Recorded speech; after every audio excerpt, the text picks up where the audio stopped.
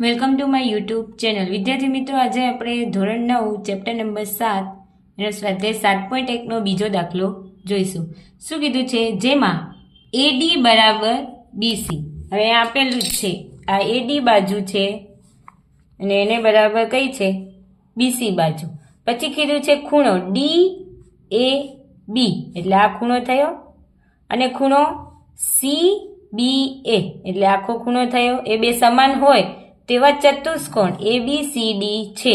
જુઓ આકૃતિમાં, પછી સાબિત કરો કે ત્રિકોણ આ વાળો ત્રિકોણ ABD અને ત્રિકોણ BAC, એટલે આ વાળો ત્રિકોણ અને આ વાળો ત્રિકોણ, આ ભાગ કાઢતા શું કીધું? ABD અને BAC, આ વાળો ત્રિકોણ અને આ વાળો ત્રિકોણ, એ બે કેવા છે? એકરૂપ છે, એવું સાબિત કરવાનું છે.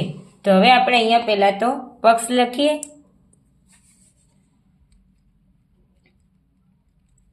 કયા આપેલા છે?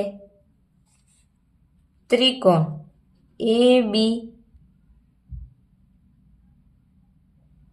પક્ષમાં આપેલું છે ત્રિકોણ ABD અને ત્રિકોણ BAC માટે શું કીધું છે? AD બરાબર BC. તો AD બરાબર BC કીધું. પછી બીજું શું કીધું છે? ખૂણો DAB બરાબર ખૂણો CBA, ને ખૂણા બી કેવા છે? સમાન હોય. તો હવે આપણે સાધ્ય લખવાનું છે. સાધ્ય સાબિત કરો. શું આપેલું છે?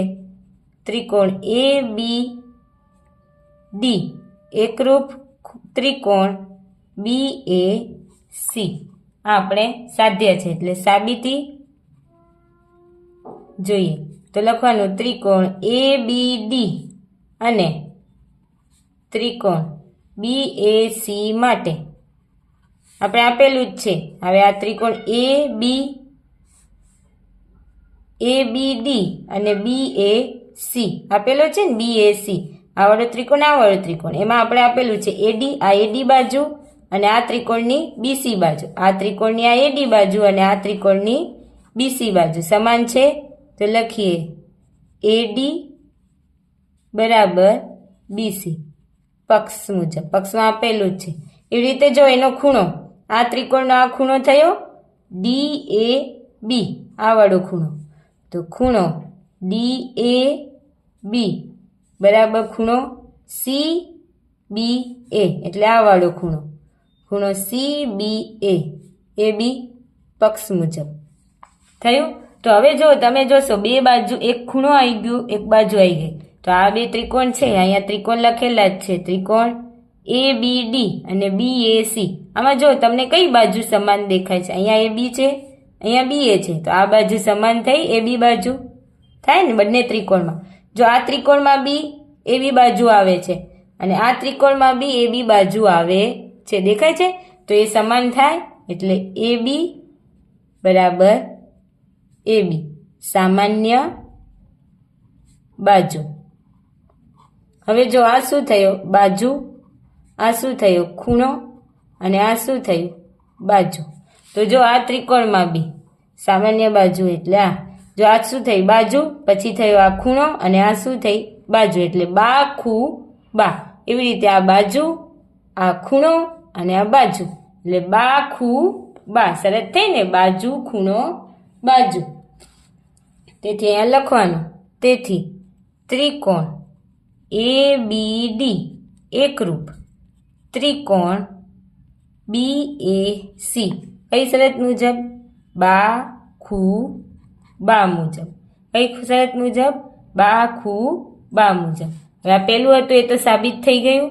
હવે બીજું તમારે શું આપવાનું જે સાબિત થાય છે? હવે બીજું છે BD બરાબર AC. BD બરાબર AC. હવે જો આ BD આમાં આવે છે અને AC આવે છે, BD આવે છે અને AC આવે છે. આ BD અને આ AC, તમે ત્રિકોણ જોશો તો આ BD અને આ AC, તો એ બંને ત્રિકોણમાં આવે છે, એટલે એના બીજા 3 અંગો સામાન્ય છે તો આ બી અંગ કેવું છે? સામાન્ય. એટલે આપણે લખીએ CPCT મુજબ. આનું ગુજરાતી થાય ત્રિકોણ. 2 ત્રિકોણને અનુરૂપ, જો 2 ત્રિકોણ એકરૂપ હોય તો એને અનુરૂપ જે અંગો હોય, બધા ખૂણા હોય, બાજુ હોય, કેવી થાય? સમાન થાય. આપણે એટલું મોટું ના લખીએ એટલે અંગ્રેજીનું એનું શોર્ટ ફોર્મ CPCT લખીએ છીએ. એ મુજબ એ બી કેવી થઈ? સમાન થઈ. પછી ત્રીજું છે ખૂણો ABD અને ખૂણો BAC. ક્યાં છે ખૂણો ABD? આ ખૂણો ABD એટલે આ વાળો ખૂણો થયો ABD, આ વાળો ખૂણો. અને બીજો કયો ખૂણો કીધો? BAC એટલે આ વાળો ખૂણો BAC. આ વાળો ખૂણો અને આ વાળો ખૂણો એ બી આ ત્રિકોણમાં જ આવે છે. એક આ ત્રિકોણમાં આવે છે અને એક આ ત્રિકોણમાં આવે છે. તો એ બી જો ત્રિકોણ બે એકરૂપ હોય તો એને અનુરૂપ જે બાજુઓ કે ખૂણાઓ એ બી શું હોય? સમાન હોય. એટલે અહીંયા બી લખવાનું CPCT મુજબ. એટલે આ તમારું સાબિત થઈ ગયું.